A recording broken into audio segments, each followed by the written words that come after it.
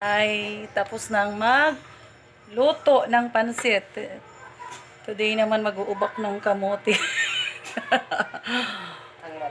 For sinigang daw ito. Busy ang person, cook. Ang nag-iisang inday ni Aling Ibyang. Magluluto naman tayo ng sinigang. Kanina tapos na ako magluto ng pansit. Nag-snacks na yung mga nagbabakod ng mansyon ni Aling Ibyang. Ngayon naman, preparing for lunch. Ay, feeling ko nakakapagod. Ay, Sana magre-resign ng Inday. parang gusto ko nang umuwi. Sabay, ako ang taga-utos dito. Ako ang ginuutosan. Parang na-demote ang person. Walang ibang magluluto si Sir Badong. Busy naman dun sa pagbabako. Si boss, busy ka uubo-ubo. Adi man usada boss, busy ka tatabit-tabit. Pag wala na ako i-chismis. Ay, nako, paminsan-minsan imarites ang mga bossing.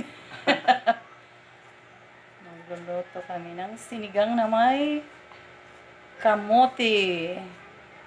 So, yung binili kasi ni brother kanina, repolyo. Yung sinama ko nga sa pansit, repolyo lang, hindi naman bumili ng mapula-pulang carrots. Kaya yung iba, ilalagay ko sa sinigang. Later, titingnan ko dyan sa labas kung mayroong talbos ng kamote. Wala yung mga inday ko dito, kaya iniwan na pala ako para ako na lang ang mag-isang inday.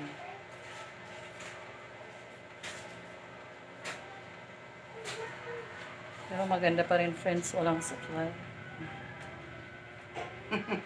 Hindi pa naliligo. Huwag kang maingay.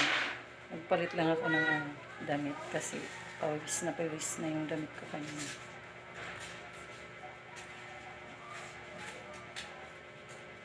Dadaan ang Reyna.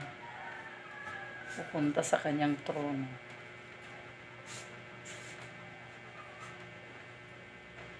Bisihan kami. Kailangan magpabakod kasi next year naman siguro makakabalik. Taonan kung makauwi. Ay, bago pala matapos ang taon sa December daw.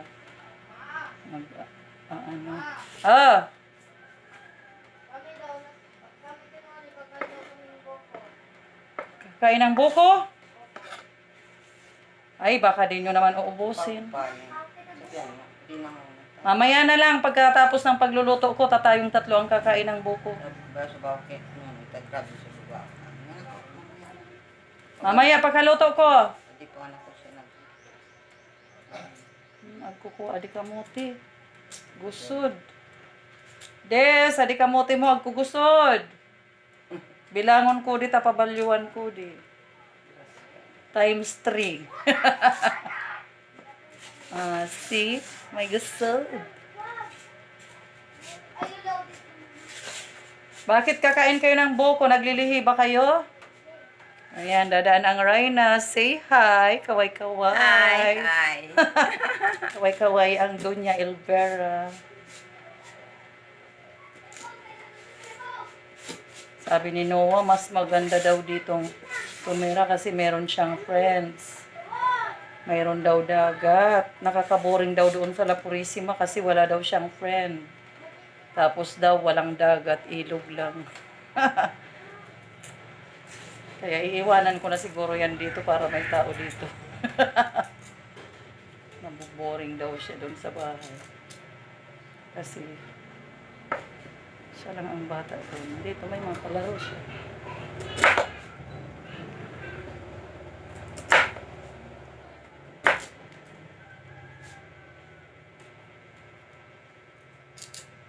Ang init talaga dito sa Philippines. Kumusta kayo? Nanalo ba yung mga binutuhan niya? Ako, may nanalo, may natalo. That's normal. But don't call us bobo, ha? Ang dami ko nang nababasa